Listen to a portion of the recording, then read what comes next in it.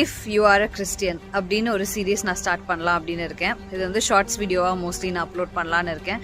So stay tuned for this. And இப்போது if you are a Christian, நமக்கு வந்து ஒரே ஒரு தெய்வம் தான். We just have one God who is God the father and அவரோட குமாரன் ஏசு கிறிஸ்து. ஸோ அவர் மூலமாக நமக்கு ரட்சிப்பு இருக்குது, அவர் மூலமாக நமக்கு மீட்பு இருக்குது, நமக்கு பரலோக ராஜ்யம் இருக்குது. ஸோ நமக்கு ஒரே ஒரு கடவுள் தான்.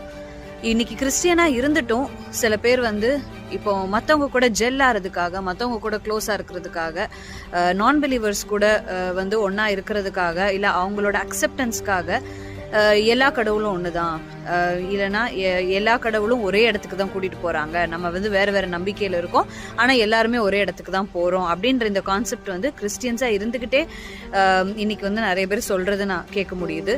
But if you are a Christian you can't do that. உங்களுக்கு வந்து அந்த நம்பிக்கை வந்து உங்களை எங்கேயும் கொண்டு போகாது.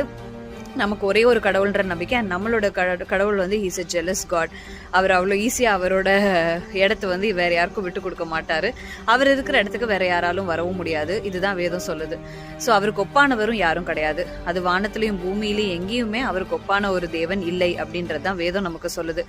அதனால இன்னைக்கு நீங்கள் வந்து எல்லா கடவுளும் ஒன்று, எல்லா நம்பிக்கையும் ஒன்று, எல்லாமே ஒரு இடத்துக்கு கொண்டு போகுது. நீங்கள் ஒரு கிறிஸ்டியனாக இருந்துட்டு நீங்கள் கிளைம் பண்ணீங்கன்னா, அது நீங்கள் சொன்னீங்கன்னா, உலகத்தாரோட அக்செப்டன்ஸ் வேணால் உங்களுக்கு கிடைக்கலாம், ஆனால் அவரோட சமூகத்தில் அவரோட அக்செப்டன்ஸ் வந்து நமக்கு கிடைக்காது.